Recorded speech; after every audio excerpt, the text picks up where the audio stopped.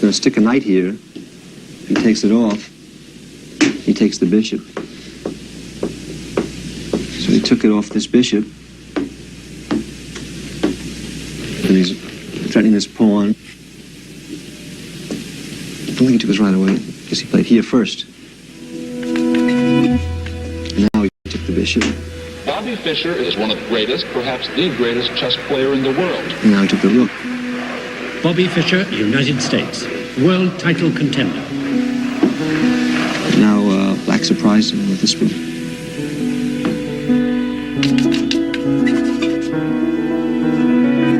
Bobby Fischer is an isolated man. Bobby Fischer's a strange man. People think that there's something wrong with the man. And then the king moves, takes the queen. The great Bobby Fischer is here tonight. Like a child, not a champion. His social life is a vacuum. The most arrogant man you're ever likely to meet. He takes back, he gets checked. Looking for Bobby Fischer. Whatever happened to Bobby Fischer? Reclusive. Threatening this pawn, and it's a dead lost game. Bobby Fischer is searching for asylum. It's really Fischer against the world. And here, White resigned.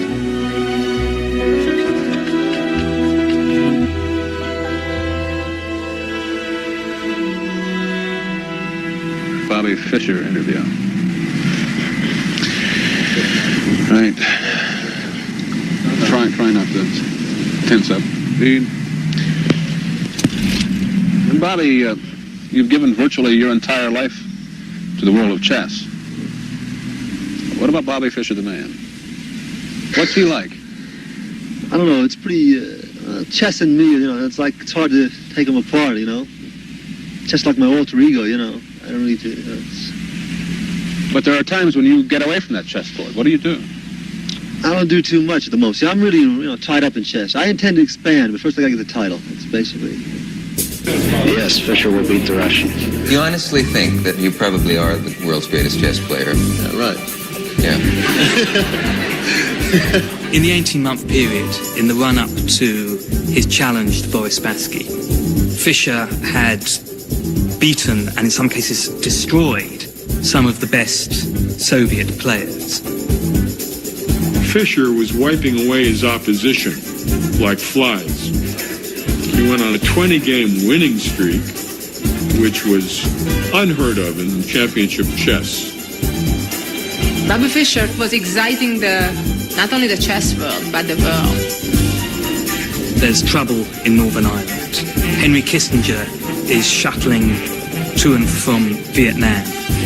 And against that competition, the chess dominates. In Moscow today, the Soviet Chess Federation called an angry news conference to denounce Bobby Fischer. General Motors recalls 500,000 Chevrolet Vegas, and Bobby Fischer, true to his recent erratic behavior, Finished off Tigran Petrosyan of the Soviet Union, a former world champion.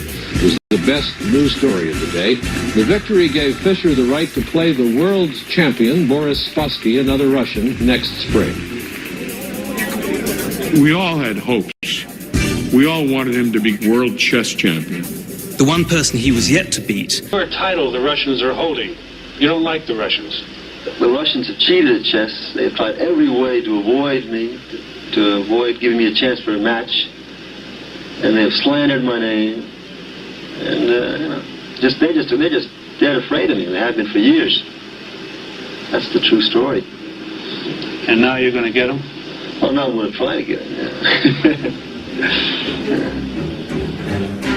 The Soviets had been winning these tournaments, and I thought it would be good for America, for democracy, to have an American winner.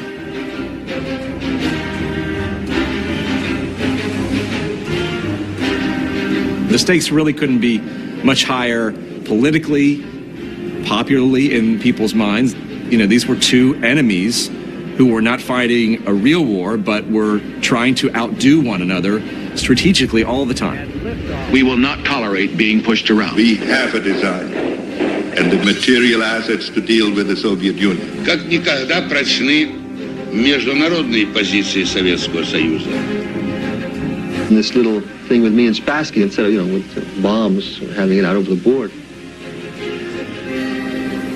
One of the superpowers, the Soviet Union, had made chess its national sport. They had spent unlimited amount of money. They had hundreds of grandmasters. They won every tournament, every chess Olympiad. Я кричал: вы что там, обалдели? Что же вы уронили шахматный престиж? For communist regime, keeping the crown was very important ideologically. This communist state took over chess to use it as proof of intellectual superiority over decadent West. Everybody knew that the crown has to remain in the Soviet Union. Вы мускулы стальные, пальцы цепкие мои, эх, резные расписные, деревянные ладьи. In the Soviet Union, everybody of talent was cultivated, was given financial help, coaching. All the top players were privileged people. In the United States, we didn't have any of that. Every single one of us was on his own. And here came this lone American combating the might of the Soviet chess machine. National prestige was at stake. Fischer recognized that he was representing not only him, but the entire free world. I think there was just too much on his shoulders.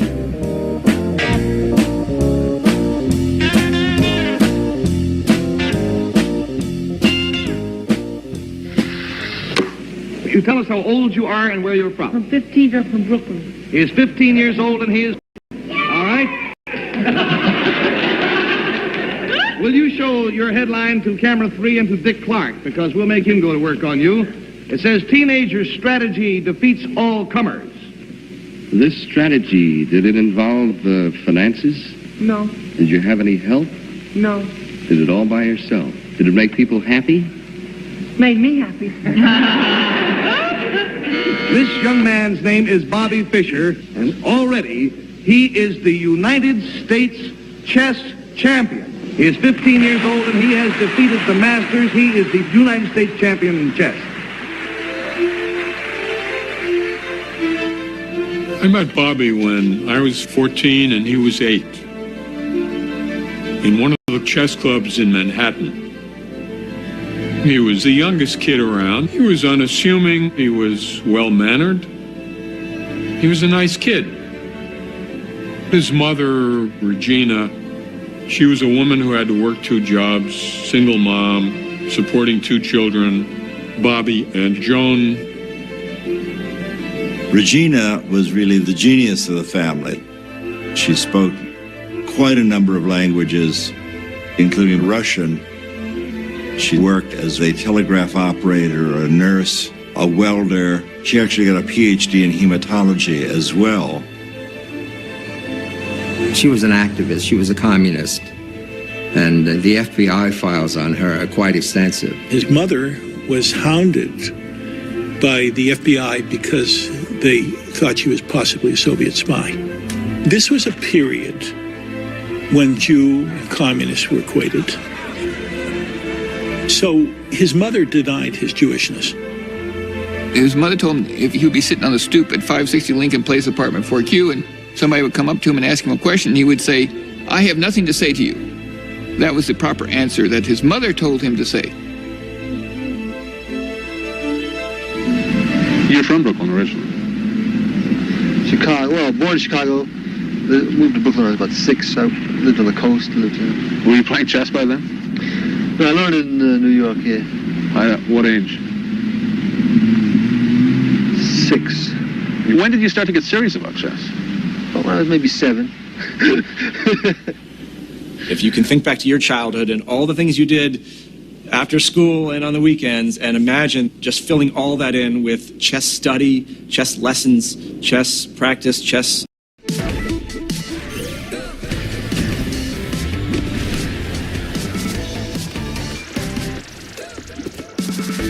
diversão em família está completa com os brinquedos de Sonic 3 no McLanche Feliz. I just got good. He was suddenly out of everyone else's league, and everybody knew it. Fischer would open a chess magazine, okay, like this. He would open it like this. He would say, okay, here, let's see here, okay, here, okay, here. Now, it looks like he's just like looking at the pictures, right? That's what you think he's doing. No, he's not doing it. He's playing through the entire game in his head in a few seconds. Every move. He went from being my peer in chess to being the United States chess champion. A quantum leap.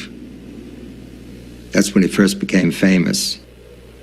This is 1958. Boxing champions have been coming to the Catskill Mountains of New York for almost half a century to get in shape. But does a chess champion need to train physically? Take a look behind that window into the training headquarters of Bobby Fischer. Championship chess is a physically exhausting game. More than just a test of mind and will, it is a contest of physical endurance too. Bobby is 29 and he lives virtually a monastic life. He lives alone, always in hotel rooms that seem barely larger than chessboards. A lot of the time he won't even answer his telephone. The television set is his window on the world. Exercise is part of it. I'm a world-class Olympic-level coach. I'm also a world champion in the bench press, and I've trained a lot of celebrities, but no one can match the fabulous Bobby Fischer. He was interested in the human body, how it performed, and how it could be more productive. He said, I want you to work on my grip. See this dynamometer? I want to squeeze this thing all the way to the end. I said, the world's strongest man has not squeezed 100 kilograms. He said, I'll squeeze 105. I said, why? When I shake that little Russian's hand, I want him to feel it. I started him off with a little swimming, racquetball, which we were quite good at, a little weight training. And I said, repeat this after me. I'm a winner. I'm a champion. I'm not a loser. And he says, why'd you put the loser thing in there? You know I'm a champion. Bobby is probably the most interesting person I've ever photographed. There he is, there's Bobby. And he said to hold my breath like this, and it's,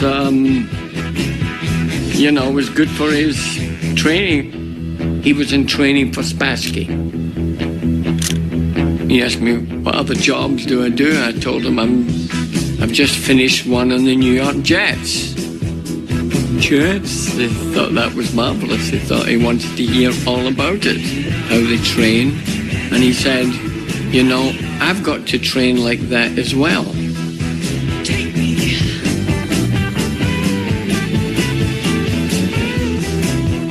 And he didn't mind anything I did. But it could have gone either way. He treated everybody else quite awful. Bobby Fischer is a stubborn young man. Sometimes he fights for principle, more often just for himself. He'll refuse to play a match because his special terms aren't met. And for the past month, he's been giving fits to the International Federation, too. Not enough money for the winner of the world title, he says. There was bidding on the match, and Iceland got it, I guess because they put up the highest bid. And Bobby didn't want to play. He said the country's too small. They don't have the facilities, they don't have communication. The International Chess Federation wants word by tomorrow morning from Fischer on whether he's agreeable to 24 games in Iceland, and Fischer is taking his time answering. You, as president of the Icelandic Chess Federation, are there times where you have been tempted to say, let's forget all about it? As you know, we are organizing a chess match, and our only wish is to enrich the chess world. They had all these lawyers, and they were raising demands all the time, but it was never clear whether Fischer would come to Iceland. Some neglect the principal one was the prize money. And I said, we have already settled the money question, and we will not be ready to discuss that. There was a real possibility that the match wouldn't take place. One has to remember with Fischer that he dropped out of tournaments before. This was no bluff necessarily. He's going, he's not going. And then he told me he was going. He more quietly put his hand on my shoulders and says, I'm going to Iceland, Harry. You know, it was... So, and the next thing I would read in the paper would be, he's not going. Just the insanity of the situation. I mean, get that contract done. But Bobby wouldn't sign it. And then Bobby disappeared.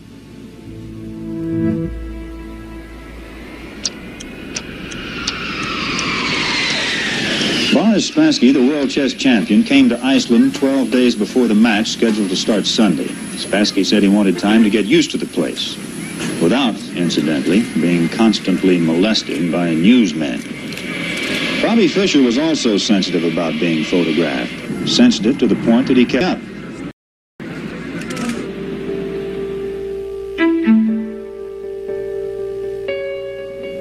He was sitting in Pasadena, California, and my job, my personal mission, was to get Bobby to go to Iceland and play the World Championship match.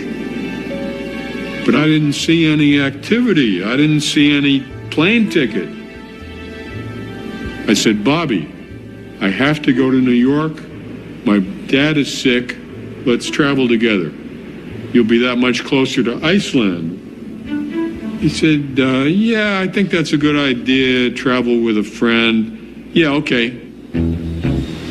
I was getting him closer to where he had to go. We took him to Kennedy Airport. We were headed for the Icelandic Airlines counter. Somehow, a Daily News photographer spied him, and Bobby started running.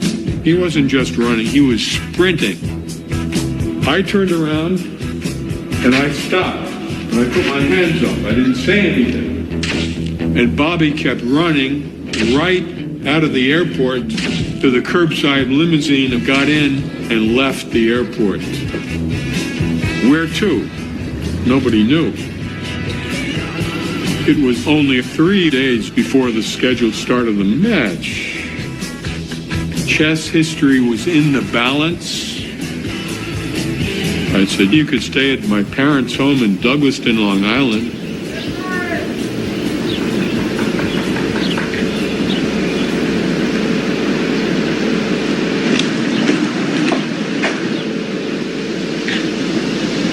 Don't think the bell works.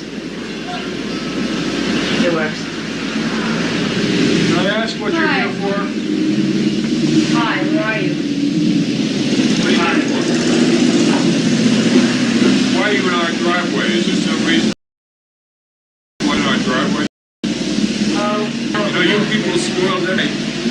You did. No, I suggest you don't repeat it, because it's going to be a very great tragedy if you do. Bobby was staying at Sadie's house, and Sadie's father was dying of cancer at the time. I don't know whether he told you that. And they were trying their best to get Fischer on that plane to Iceland. At one point, Sadie said, you know, my father's dying. And Bobby says, that's okay, I don't mind. You know, they could not dislodge him from that house. This was probably the most stressful week of my life. Are you Dr. Sadie? Yes, I am. Mr. Fischer made it clear that he would try to go to Iceland tonight. Did he express these thoughts to you? Made it clear to whom? We had talked to a few people, and they had the impression he was going. Everybody can have impressions, but the only person who knows what Bobby Fischer is going to do is Bobby Fischer. That's about all I really want to say. I see. I want you to all keep cool. At one point during his stay at our home, he simply said, it's over. I'm not going. Still no sign of Bobby Fischer. Today, the International Chess Federation postponed by 48 hours the start of the match, but it said if Fischer is not in Iceland by noon on Tuesday, he will be disqualified. Mr. Johnson, if I may ask, are you worried? No. And I just wondered if you've ever seen Mr. Fischer, if you have any proof that he actually exists. That's a good question. Yes, I think, gentlemen, we can agree on the point that Mr. Fischer exists. We were losing the whole thing. We had Fischer to come to Iceland. The Soviet Union had the feeling that the world chess champion was humiliated. They wanted to call Spassky back to the Soviet Union. Boris said to me, "This is a very severe situation. You have to solve this on a higher level." Guðmundur Thorarinsson, I think he asked the Prime Minister of Iceland to call Kissinger. Fischer was very reluctant to go, and I placed a call to him, and I said to him, "Go." The United States of America wanted Bobby to go there and win the world title. By that time, James Slater, the British multimillionaire, had already doubled the purse. So Fischer's answer to Kissinger was, "Yes, I've decided to play." What finally decided to go then? I feel that the prestige of this country is at stake. Some people have suggested this was psychological warfare against Spassky on your part. Did that figure into it? No, I don't believe in psychology. I believe in good moves.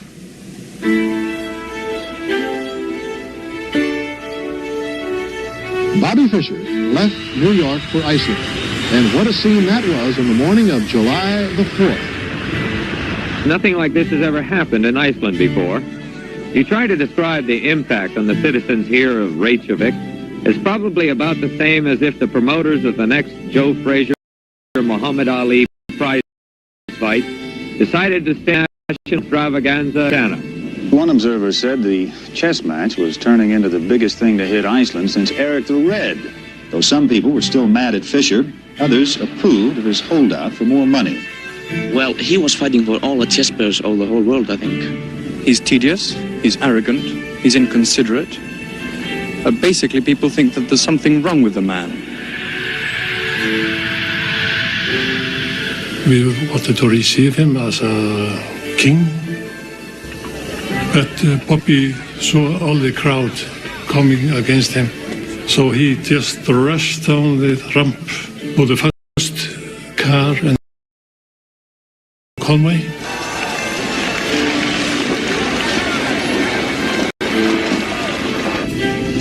I became his private bodyguard.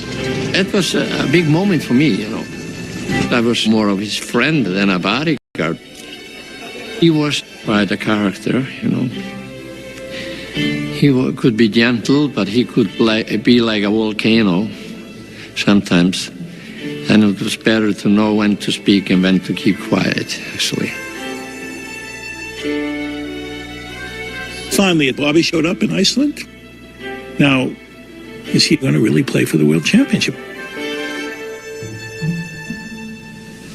It's been a long road for Fischer to this game, and it'll be a long match at the end of that road. Both he and Spassky have to play 24 games. The match could last up to 2 months. Each game runs to 5 hours. The most intellectually exhausting battle known to the mind of man. The world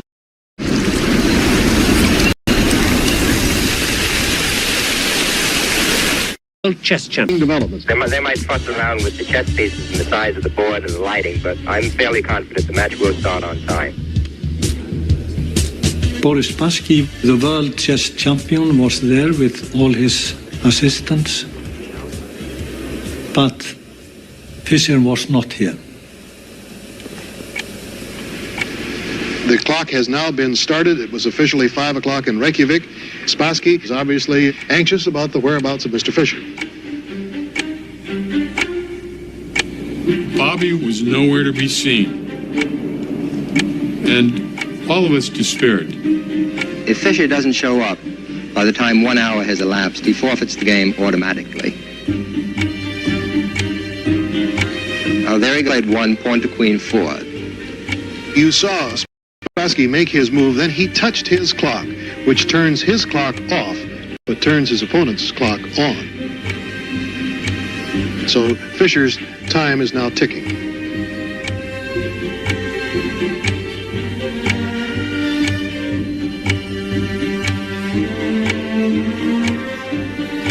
There was no certainty that even though this was the biggest match of his life, he would actually show up. See, many people think that his antics were designed to upset Spassky, to discombobulate Spassky, which they did, but I don't think that was their intent. I don't think any of this was directed against Spassky. It was his own inner demons that he was fighting. Unpredictable Bobby Fischer. Nobody really knows why Bobby Fischer does or does not do anything. The most individualistic, intransigent, uncommunicative, solitary chess master of all time. He has no permanent home. Fischer is a nomad. Speaks to almost no one. No contact with his family. Troubled childhood.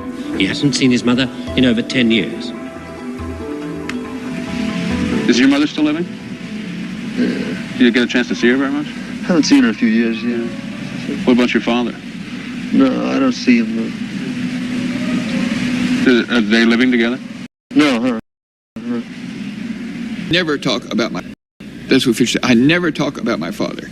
This was what led me to realize that there was something special about Fischer's father that nobody else knew.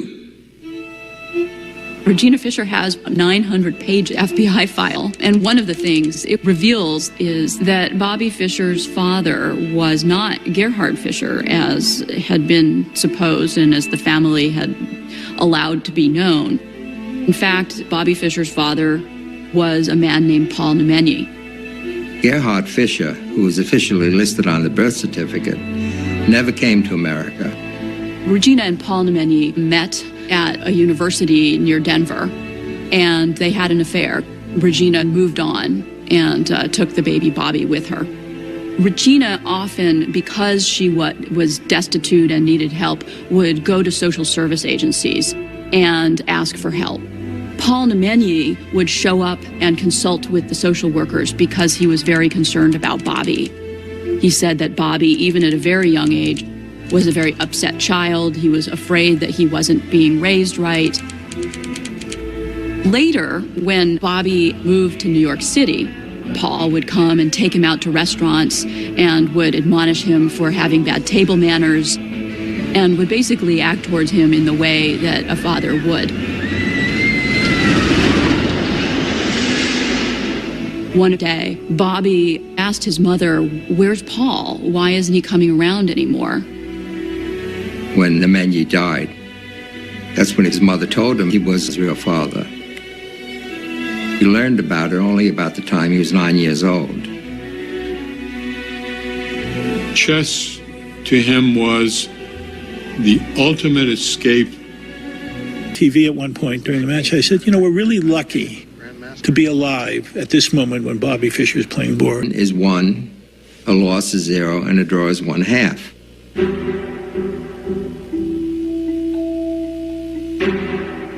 He had an agreement that the cameras be quiet, and Bobby said they aren't quiet, and they disturb me. He claimed that the noise from the machines was so high that he couldn't, he couldn't think or concentrate. I believe that, by the way. I think that he had hyperacusis, a medical condition characterized by excessive sensitivity to noise. Fischer said he would boycott the match until hidden movie cameras are removed from the playing hall. The promoters said the entire financial structure of the match depends on recording and exhibiting the play.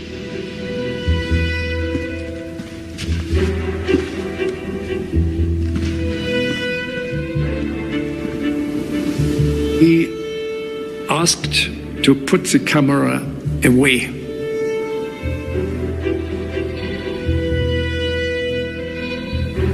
He wanted me to clear the cameras out of the hall. And I said no.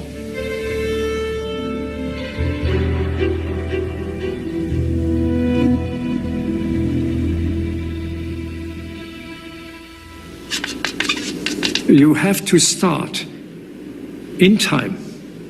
If a player is not present, you have to, as an arbiter, press his clock.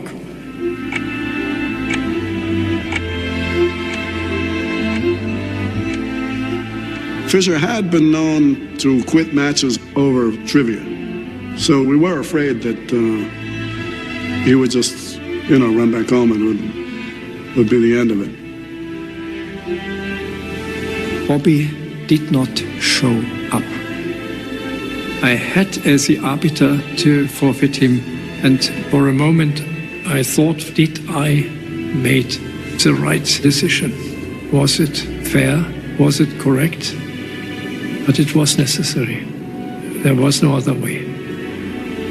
This night I remember that I have been woken up by tears in my eyes, that I, as an arbiter, had to destroy a genius.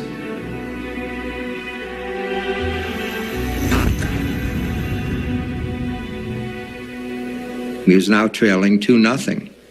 It's very hard to make that up in a 24-game match. Half the world thought that's it. The match is over, he'll never come back. Why would he even bother trying, to come back from such a difficult situation?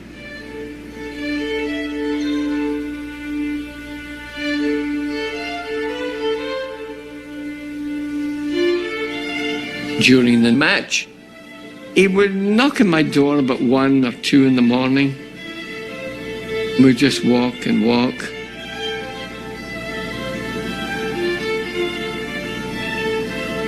And we would sit and look at the animals.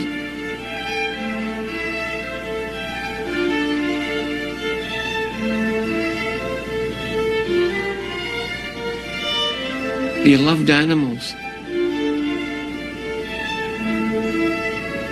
And he would talk, but he didn't like to talk about his childhood.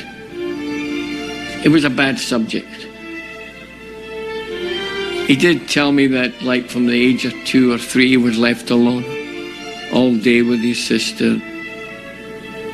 The loneliness. Regina, for all of her gifts, was not a traditional mother. She was a person who moved her kids around from place to place, even every few months. Not that, etc. And Boris said in this moment, so I retire. I do not want this. This is too much for me. If so, we end the match. The 2 boys were standing together at the table, and I took them here, both. Press them down in the stool. Now you play. Boris automatically made his first move. The game could still be watched by a closed-circuit TV camera. The audience was in the hall, and they could follow the game move by move.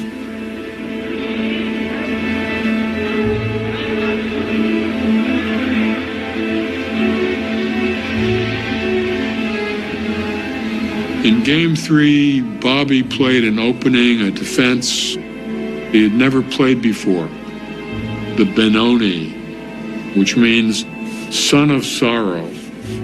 It is so risky, so fraught with danger, that whenever you play that, you're simply saying, we're not going to make a draw. This is win or lose. This is a fight to the death. Bobby moved his knight to the edge of the board. There's a saying in chess, Ein Springer am Rand bringt Kummer und Schand. A knight on the side I will not abide. It was against principle. It's not considered a good idea because the center of the board typically is the most important battleground, and that's where we want to position our pieces, or at least in a way that our pieces attack the middle of the board. Not only did he move the knight to the side of the board, but it also could have been captured by a bishop, and he would have had a very ugly-looking double pawn way over on the side of the board, which it was very unaesthetic, let's say. Spassky is literally sitting on the edge of his chair, which seems a little more relaxed than Spassky, but Spassky is very tense. More tense than you've seen him? Yes. I think he feels that he may be He may be what? maybe losing the game. I see. Spassky obviously hadn't spent that much time studying this kind of position because the idea was relatively rare.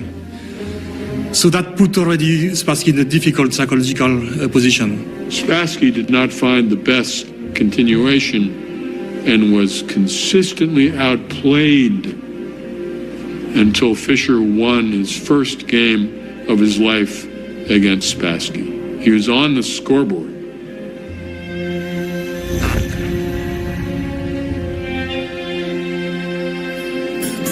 What do you think of Bobby Fischer?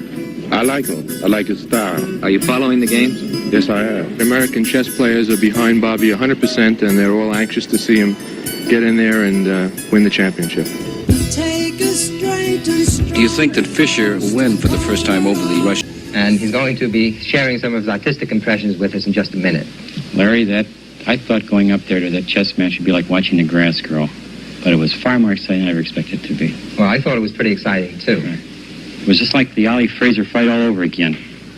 Just as Bobby Fischer leaving the hotel for the fight like a matador leaving the Palace Hotel in Madrid. On stage, the tension is developing. It's a real prize fight. That's when he's a fighter. And this right hand is like it struck and drew blood on Spassky.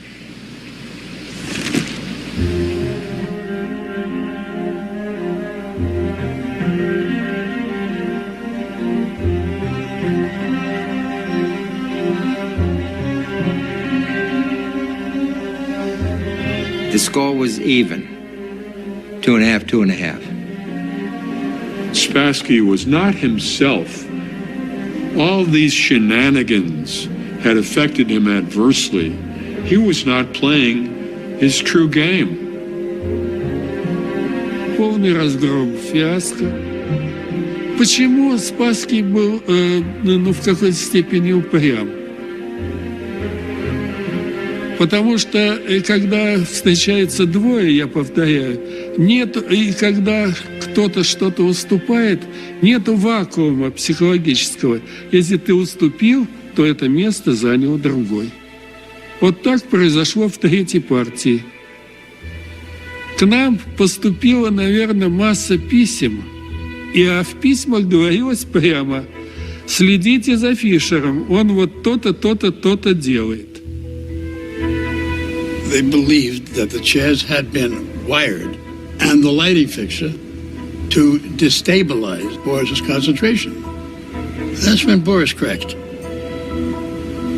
Spassky complained that there was some radiation which was affecting him. During the match, I felt myself quite unusually, like before. So that was the reason to be for myself. I'm not suspicious man, to become suspicious. There might be something in the chair. There might be something on the surface of the chair. There might be something in the light.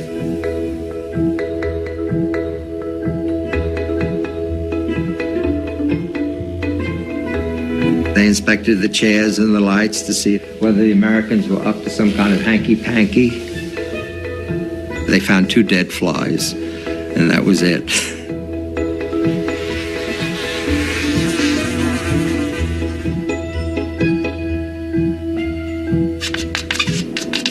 Game 6 is very celebrated. It is probably the most reprinted game of the entire match. It was like a symphony of placid beauty. Right on the first move, Bobby Fischer came up with a major surprise to the entire world. He almost always starts the game with moving the pawn in front of his king 2 pawns up with e4. Что он был очень постоянен. ел манную кашу и яйцо всмятку и чашку кофе, то он продолжал это в течение многих лет. То он из турнира в турнир продолжал это играть. And in this game, everybody's shocked. He started with the English opening by playing c4. Spassky's preparation was out the window. I'm sure he prepared for many things, but not this. Fischer did not play his usual game. He played a different kind of game, a placid, positional, slowly building up game where he deprived Spassky of mobility, pushed him back where his pieces could not do anything. It was just a beautiful game. I don't know what more can be said about it. It was just a model of precision. It was such a beautiful game that when the crowd applauded at the end of the game, Spassky himself stood up and applauded Fischer. On his way back to the hotel, Fischer said, "Did you see what Spassky did?" He said, "That's a sportsman. He's a real sportsman."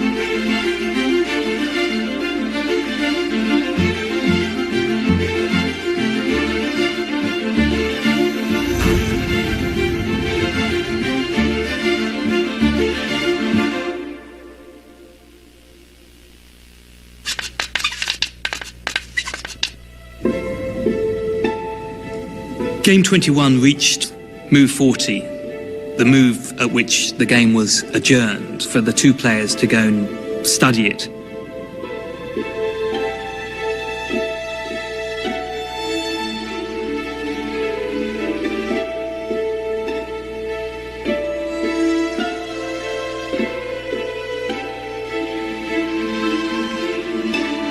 This is NBC Nightly News, Friday, September 1st. Good evening. We'll have more on the developments in the Watergate bugging case. We'll hear George McGovern talking about tightening up his campaign organization, and we'll have a look at the new unemployment figures. And first, Bobby Fischer. Today was the day when Fischer and the Russian champion Boris Spassky were to have finished the 21st game of the World Championship, a game they started yesterday. But Spassky, after what must have been an agonizing night spent analyzing his position, didn't even show up to play.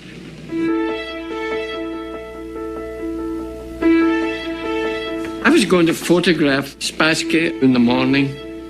He come straight over to me, shook my hand and said, "There is another world champion. His name is Robert James Fischer." I went back to the loft later, to Bobby's room, and I told him Spassky just retired. And I want to be the first to congratulate you. How you feel, babe? Tell us how you feel about it. You said you were going to do it. Listen, will you talk to us, Bobby?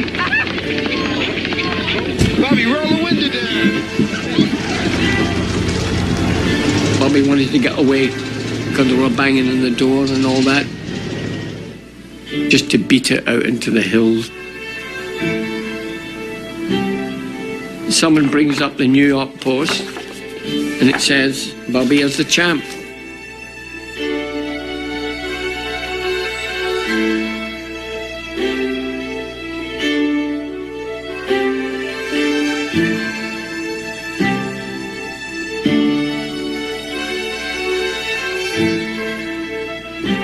His mother had said to him when she saw she couldn't separate him from chess, she said, "Okay, go play chess. When that's over, you can start your life. You can do something important." NBC News correspondent Dick Schaap was in Iceland today, and here's what Fischer said. How does it feel now? You have the world championship. You're the best in the world at what you've devoted your life to. How does that feel inside? Feels pretty good, yeah. I mean, my goal now is to play a lot more chess. I feel I haven't played enough chess.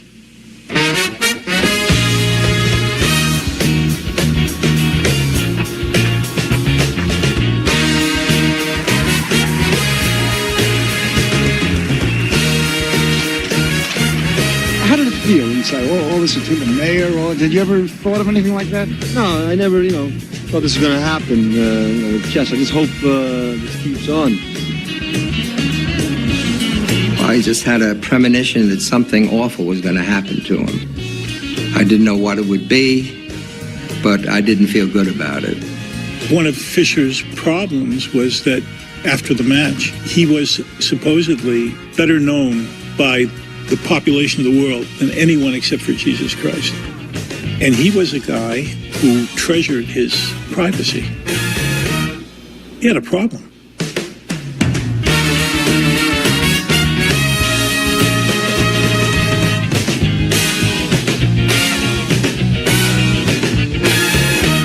The entire world knows the name Bobby Fischer by now. Was it a letdown after it was all over, Bobby? I mean, it was, well, there must have been a tremendous... It was. I woke up the day after the thing was over, and I just felt different, like something had been taken out of me.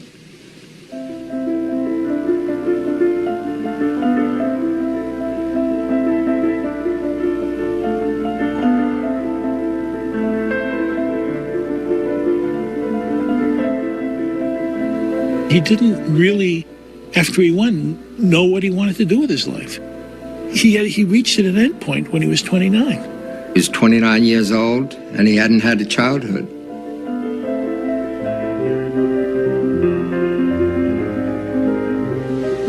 But is it not true that the chess masters are always young men, and that they don't last? That's been true, generally speaking, but there are exceptions. Steinitz, who was 63 when he was world champion.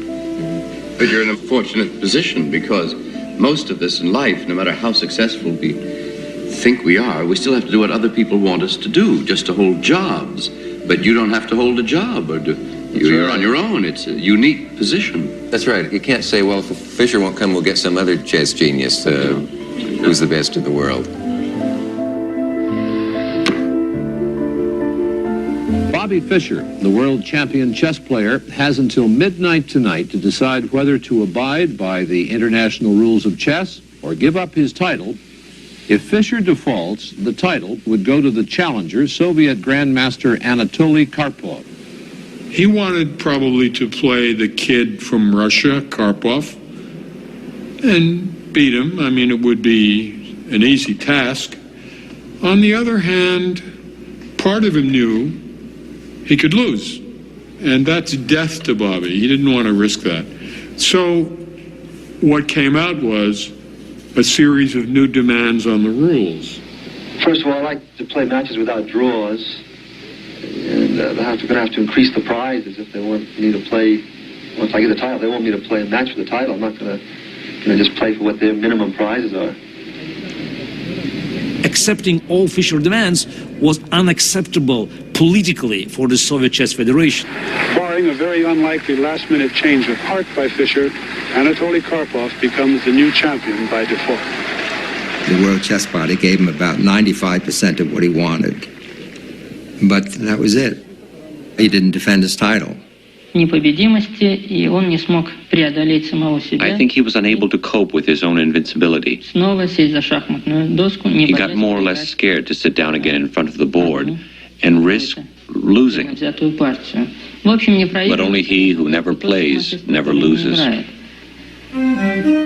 We all felt disappointed that he'd let chess down, he'd let the American masters down.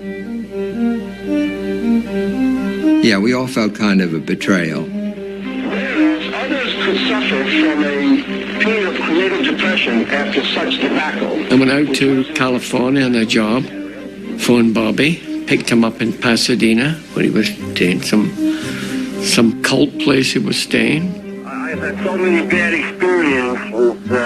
And he would talk about nuclear disarmament, our capabilities, his ICBMs and that, you know. And that would go on for about an hour and a half. Just what is the Worldwide Church of God? Bobby had been involved with the Church of God since 1962. And after he won the championship, the church was providing him with a place. The Worldwide Church of God was a group of people that believed in fundamental principles of the Bible. Some people would probably call us fundamentalists. That will bring on the great tribulation, and that will end in the second coming of Christ, the end of this present civilization. Basically, a sense that there was an impending coming Christ, and we need to prepare for that particular second coming. I told him it's all a bunch of hooey, but that's what he chose to do. I have warned you may be living in the time in which you will see. I went to his apartment in Pasadena. It seemed to me pretty hopeless. He was extremely depressed. We would get into these long discussions about the Bible. Why are we here? What are we doing here? What is life? Power and strength under the beast. That's when he started to go haywire. He felt that he was being influenced by these Russians, and he also was scared of the Mossad, Israeli secret police. This huge spy apparatus, well, it's not just a spy apparatus, they're actually making things happen. He felt that he could be easily spied upon through radioactivity and through other means, fillings. He thought maybe the Russians could send signals here. Phones. Tinfoil over the windows. Media, radioactive. This is paranoia. Yes, but why does the U.S. have all these enemies? We tried, as church members, to bring him in to a little more of a normal life. I think he turned against the Worldwide Church of God when one of its prophecies patently did not come to pass. That in the last days, at these times right now in which we're living, perilous times shall come. Fischer felt betrayed. He wrote a pamphlet attacking the church and Armstrong, its leader, saying that nobody should ever control your mind. I was never a member of the Church of God. Absolutely not true. It's a lie. As he denied God, he began to get worse.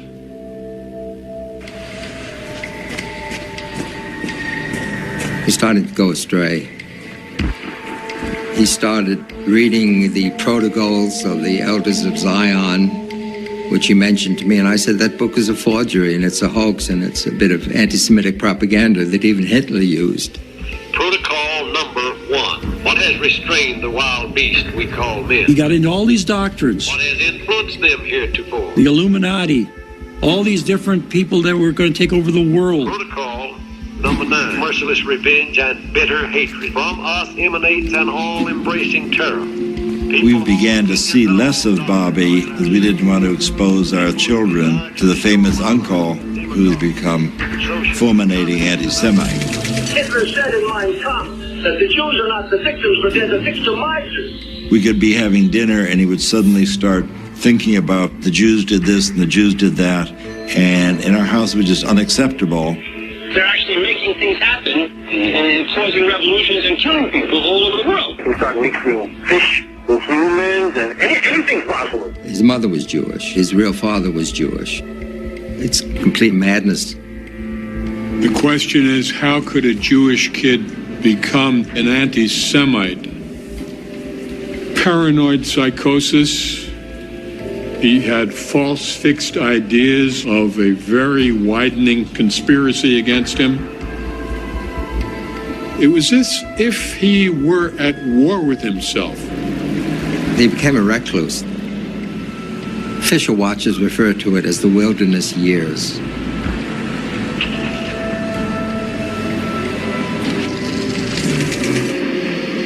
Where's Bobby these days? Oh, Bobby's at home. We're in New York.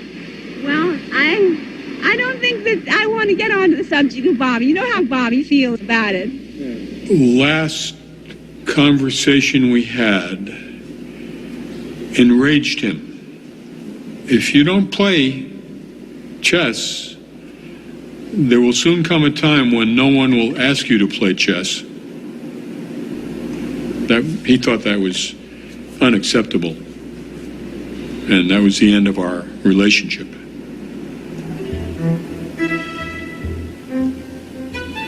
If you look throughout history, there have been a disproportionate number of extremely talented chess players who've also had serious psychological issues. You are putting yourself in a world that is infinite. It's abstract. You are, in essence, reshaping your mind.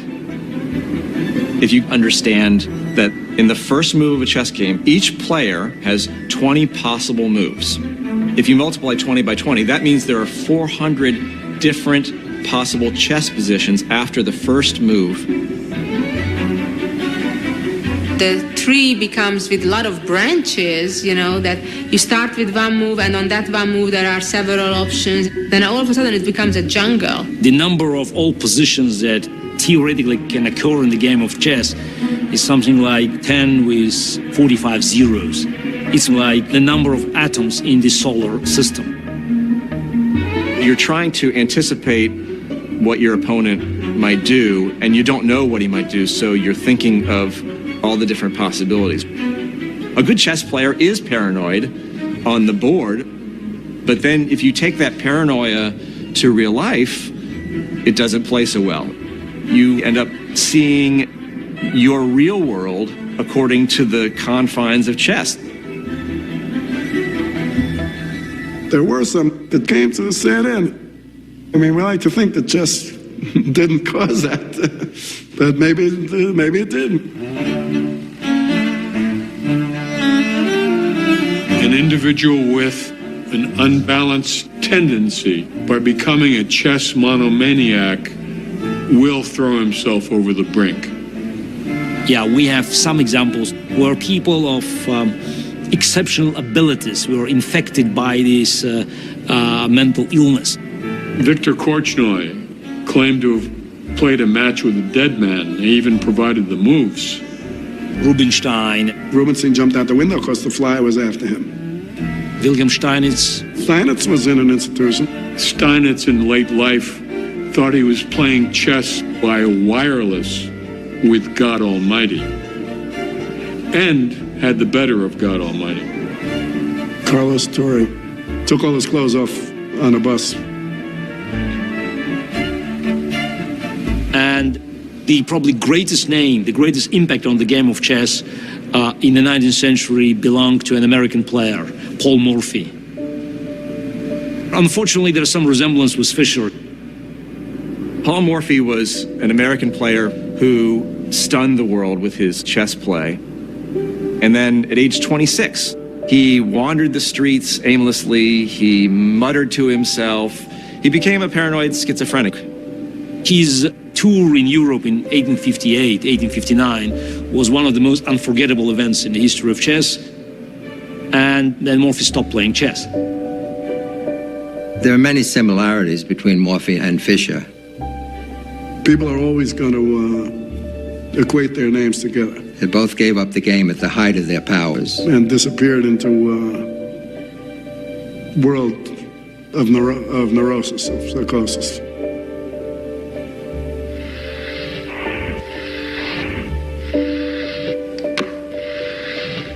Where did Bobby Fischer go? What happened to Bobby Fischer? We spent countless hours prowling the streets where he's been known to roam, looking for him at chess clubs where he's been known to play. Ultimately, the Now investigation was successful. We found Bobby Fischer. The quest paid off. You got him. In 1990, he shows up in Pasadena, little on the heavy side. He's handing me this letter. Mr. Fischer, you are the Mozart of the chess world. I want you to get back into chess. Her name was Zita. I wonder what she looks like, Harry. All of a sudden, he's romantically entwined. She got him off all of his rationalizations why he couldn't play chess anymore. And she set up the tournament. After many false alarms, it was a 19-year-old Hungarian chess player Zita Reiksani, who brought Fischer back to chess. Do you think he's still as handsome now? What do you think? As a result of their meeting, Zita rushed off to arrange Bobby's comeback. The chess world was shaken today with news that an old legend lives, apparently ready to risk himself in public again. Headlines around the world announced he'd signed a contract to play a rematch with his old Russian rival from Iceland, Boris Spassky. I was in the chess school. Everybody's waiting for him to play for 20 years. I mean, month after month, year after year, there are these stories. He's negotiating this. You know, someone's trying to raise this for him. He wouldn't play. Finally, he plays. He was playing in Yugoslavia against Spassky. It was trumpeted as a return world championship match. This is a typical question from Mr. Roger Cohen of the New York Times. If you beat Spassky, would you go on to challenge Kasparov for the world championship? Can he read what it says behind here?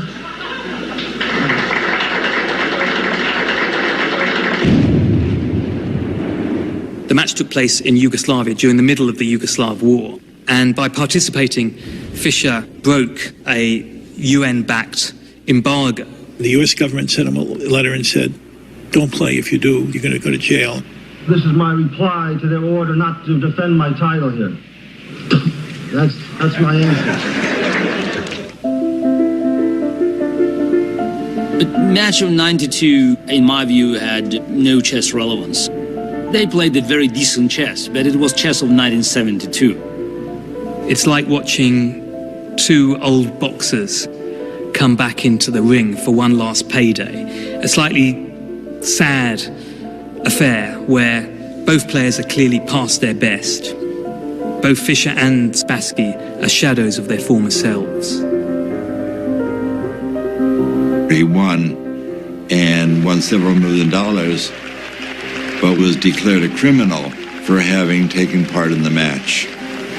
Today, a federal grand jury here in Washington charged Robert James Bobby Fischer with a criminal violation of the United States imposed sanctions on the Federal Republic of Yugoslavia. Fischer faces up to 10 years in prison, and the millions of dollars of proceeds of the chess match are forfeitable to the United States. Bobby Fischer, like anyone else, should be held accountable for his actions. The cost was very high. I mean, he lost his country. He couldn't come back. He was indicted. A lot of people questioned the validity of this indictment, but it was a law, so Fischer broke the law. He couldn't come back in the country. They were out to arrest him, so he became an expatriate. They said if I return, I will be arrested, and if I'm convicted, it could be millions of dollars and 10 years in prison for playing chess, which is absurd, you know. I saw him in Yugoslavia, but it was pointless. You know, he was gone. It was no longer a story. I knew Zita. I knew her personally. And she was a nice girl, but who knows what he did there.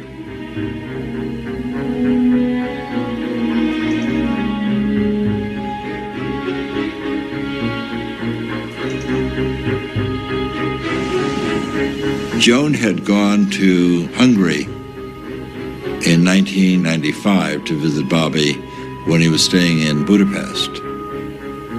That's the last of our family who'd seen him. Regina died in 96, and my wife Joan died in 1998 from a cerebral hemorrhage, no forewarning at all. Died within a half a day. It was a tragedy. His mother dies, his sister dies. Bobby was stripped of any family support that he could hope for.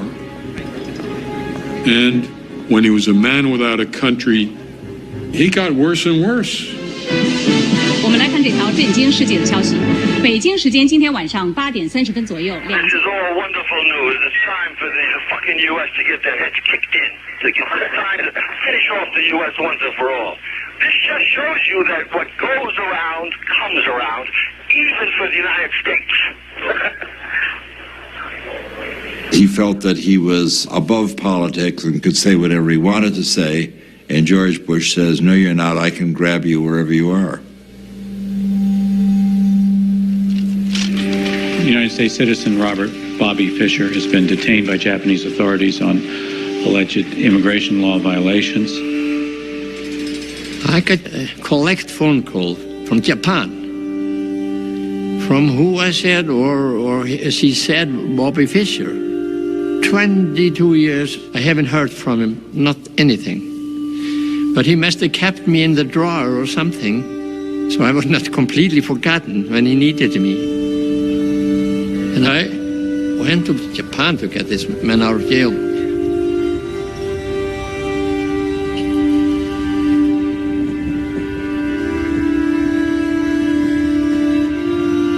When I saw him there, that was on his birthday. He asked me if I could help him out, you know. I said, I will see what I can do.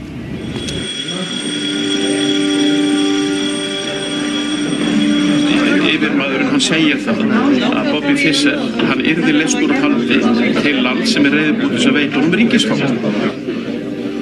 Iceland has stood up and offered him residency.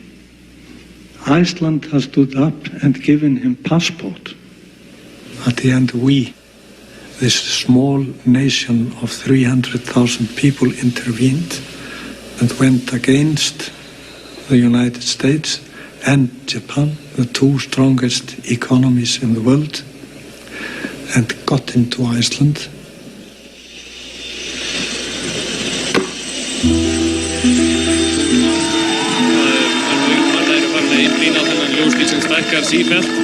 Þarna örþreyttur Bobby Fischer borð ásamt unnustu sinni og föruneyti eins og Páll Magnússon sagði. Hann verður flaut. Welcome to Iceland, Mr. Fischer. How does it feel to be home? Great. You're getting quite a...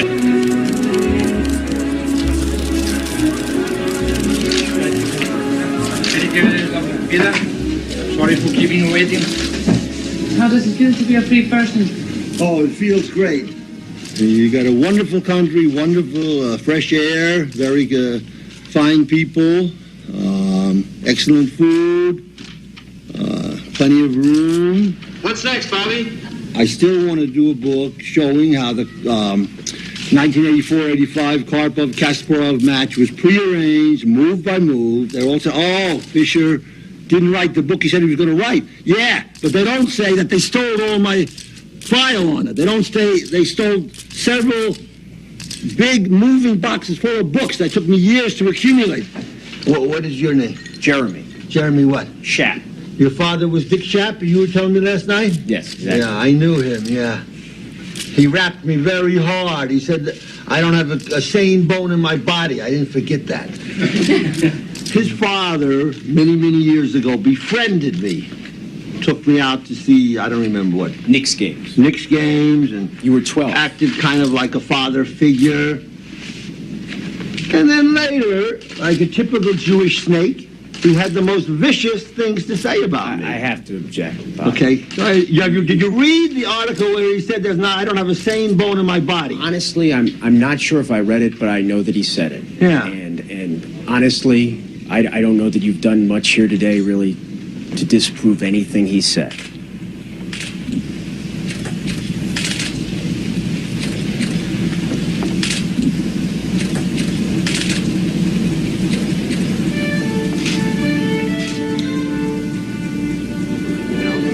I met Bobby after he came to Iceland. His existence was a very lonely one. He gradually, in Iceland like everywhere else, he alienated people with his behavior. I had one huge safe. We just walked around the pond downtown Reykjavik, and we talked and we had coffee together, and then I met him a few times when I ran into him on restaurants, etc. The U.S. didn't give a damn what their opinions were anymore. Their role was over. Now the bomb belonged to the government. Do you understand? This is. And they were shocked. They didn't believe it. Listen to me. If we are going to have a fucking conversation, all right? Yeah, then this cannot be a monologue. Right? Yeah. He could not tear himself from the topic of the evil nature of the Jews and the evil nature of the United States or the evil nature of nuclear power. He talked about this relentlessly, and you really couldn't pull him out of that discussion. It was not just that he was talking about it. It was also the obsessive, compulsive nature of the discussion, the relentless nature of it. You don't see how fucked up the world is. That's a form of insanity. The last time I ran into him, I turned him away from my table because I had gotten enough of him. Most of us think within relatively narrow boundaries, but occasional individuals manage to get outside of the box. Those are the people who make new discoveries. Those are the creative people. But occasionally, it is difficult to get back into the box. And the king moves, takes the queen. His genius, stick a knight here, and his illness are joined at the hip. And now he took the rook. I don't think that Bobby could have been as creative, as extraordinary, without being extraordinary in other aspects. And that aspect we call a disease. So the whole game's collapsing here. It's we resigned. I don't consider myself to be a genius at chess. I consider myself more to be a genius who just happens to play chess. You understand? So I could be doing I could have done and I can do any number of other things, you know? You know, I always wanted to write some song. I was telling Evans, Larry Evans, this was back in the 60s, I remember. I said, you know, I listened to all these songs, and I wish I could write that, but I try to write something, I try to think of something, and I just, nothing comes out. And he says, yeah, because you haven't lived. He says, and I started thinking about it, he's right. My text library, or my other regular library, all my personal correspondence, all my chess sets, all kind of stuff. Everything is stolen. Everything. All my chess library. He died from his psychiatric illness. He did not want to accept treatment for benign prostatic hypertrophy. He refused dialysis, I understand. Probably could have prolonged his life if he'd taken it. I was able to get him a photograph of Regina and Joan to have with him, which is what he had with him in the hospital when he died. Reportedly, Fischer's last words were, "Nothing is so healing as the human touch."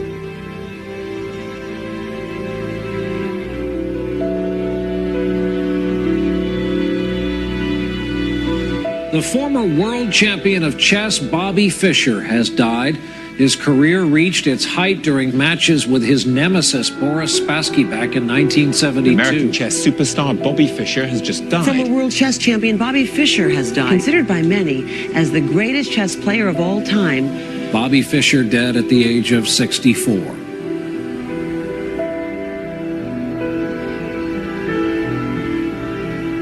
Just his games, that's his monument. His games. If you love an art, let's say you love painting, imagine if Picasso had died after only 5 years of work. All the rest of his works had never appeared. This was a tragedy for the whole chess world. He did it all by himself. He penetrated the secrets of chess in this shabby Brooklyn apartment. He was the best player who ever lived. Bobby Fischer, sound roll 3. Right. Speed. And Bobby, you've been playing this game since you were 6 years old and playing it very seriously shortly after the age of 6. Did all this concentration to the exclusion of other activities, did this bother you? Do you think this deprived you of anything growing up? Maybe, yeah, to some extent, yeah. Like what? Well, it would have been better, you know, a little more balanced, yeah. Maybe, you know, a little more... We're in New York City, summer sweat, and the boys are rolling as cigarettes. The girls are singing into their phones, but Bobby Fischer is all alone. The parks are buzzing with the birds and the bees. Friends are hugging in twos and threes. Lovers are kissing and exchanging their rings, but Bobby Fischer's playing 18 kings. They're screaming and crying at the YMCA. Bobby, Bobby, why'd you go away? His mother is whispering wide and low. Bobby, Bobby, where did you go?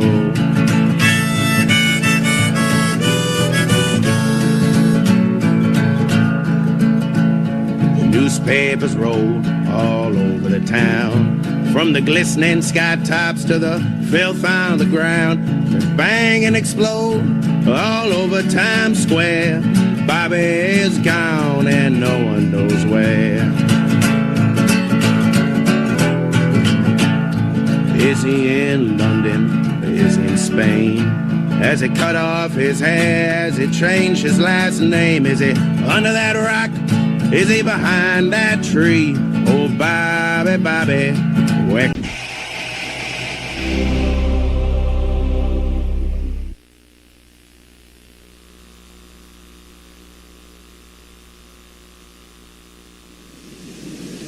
Gonna stick a knight here. He takes it off.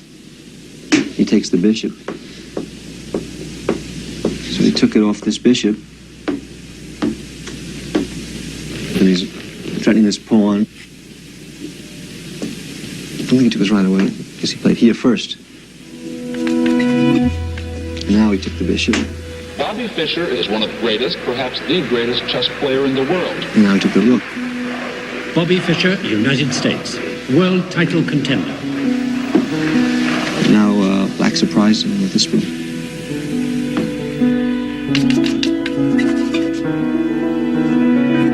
Bobby Fischer is an isolated man. Bobby Fischer's a strange man. People think that there's something wrong with the man. And then the king moves. Takes the queen. The great Bobby Fischer is here tonight. Like a child, not a champion. His social life is a vacuum. The most arrogant man you're ever likely to meet. If he takes back, he gets checked. Looking for Bobby Fischer. Whatever happened to Bobby Fischer? Reclusive. Threatening this pawn, and it's a dead-loss game. Bobby Fischer is searching for asylum. It's really Fischer against the world. And here, White resigned.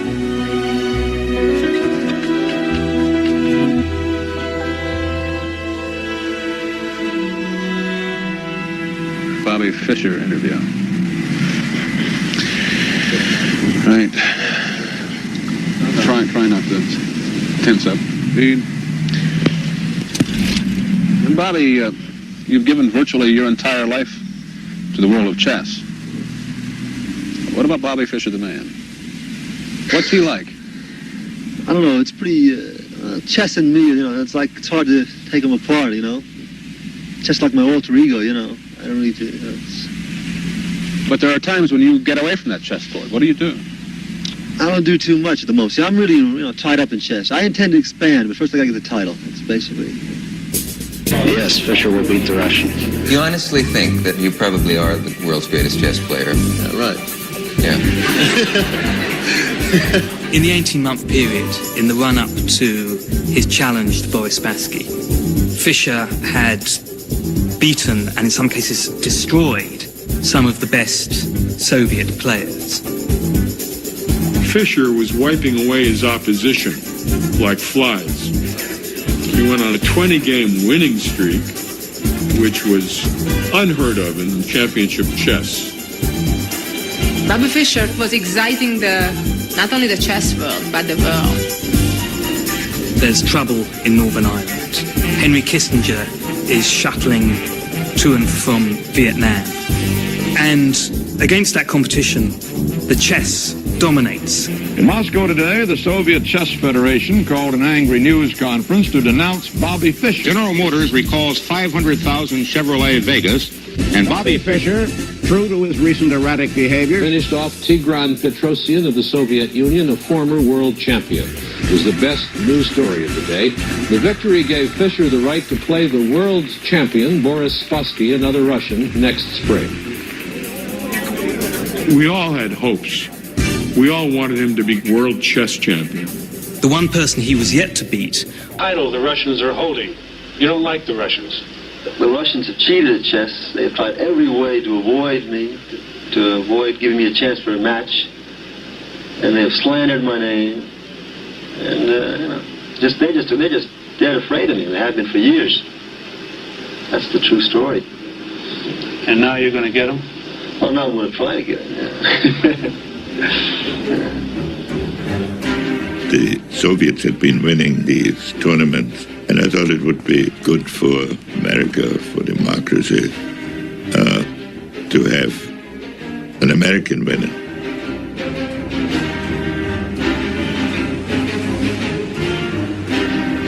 The stakes really couldn't be much higher politically, popularly in people's minds. You know, these were two enemies who were not fighting a real war, but were trying to outdo one another strategically all the time. we will not tolerate being pushed around. We have a design and the material assets to deal with the Soviet Union. Как никогда прочны международные позиции Советского Союза. This little thing with me and Spassky, instead of, amount of money. They had hundreds of grandmasters. They won every tournament, every chess Olympiad. Я кричал: вы что там, обалдели? Что же вы уронили шахматный престиж? For communist regime, keeping the crown was very important ideologically. This communist state took over chess to use it as proof of intellectual superiority over decadent West. Everybody knew that the crown has to remain in the Soviet Union. Вы мускулы стальные, пальцы цепкие мои, эх, резные расписные, деревянные ладьи. In the Soviet Union, everybody of talent was cultivated, was given financial help, coaching. All the top players were privileged people. In the United States, we didn't have any of that. Every single one of us was on his own. And here came this lone American combating the might of the Soviet chess machine. National prestige was at stake. Fischer recognized that he was representing not only him, but the entire free world. I think there was just too much on his shoulders.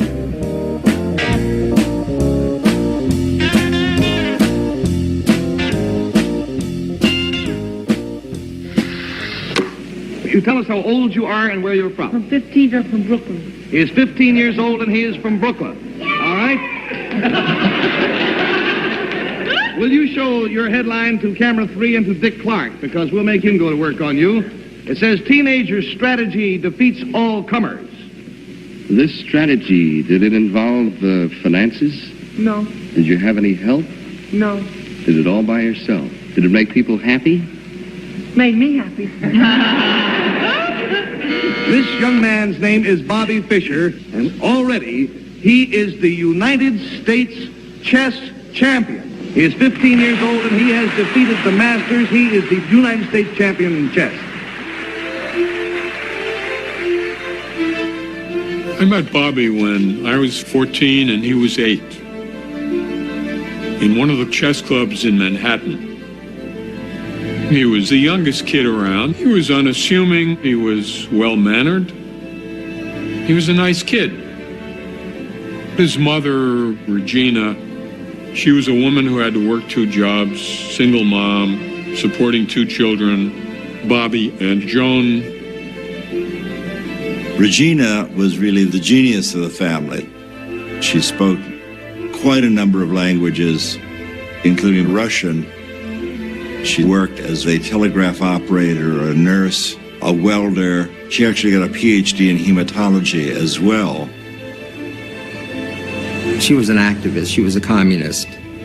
And the FBI files on her are quite extensive. His mother was hounded by the FBI because they thought she was possibly a Soviet spy. This was a period when Jew and communists were equated. So his mother denied his Jewishness. His mother told him if he would be sitting on the stoop at 560 Lincoln Place, apartment 4Q, and somebody would come up to him and ask him a question, he would say, "I have nothing to say to you." That was the proper answer that his mother told him to say. You're from Brooklyn originally? Chicago. Well, born in Chicago. Moved to Brooklyn when I was about 6. I lived on the coast. Were you playing chess by then? No, I learned in New York, yeah. What age? 6. When did you start to get serious about chess? Well, when I was maybe 7.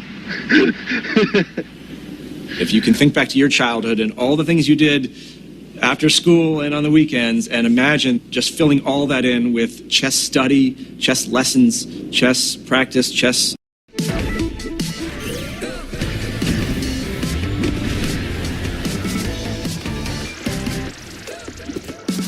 A diversão em família está completa com os brinquedos de Sonic 3 no Mac Lanche Feliz.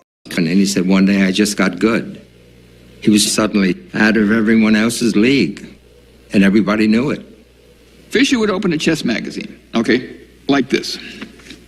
He would open it like this. He would say, okay, here, let's see, here, okay, here, okay, here. Now, it looks like he's just like looking at the pictures, right? That's what you think he's doing. No, he's not doing it. He's playing through the entire game in his head in a few seconds. Every move. He went from being my peer in chess to being the United States chess champion. A quantum leap. That's when he first became famous. This is 1958.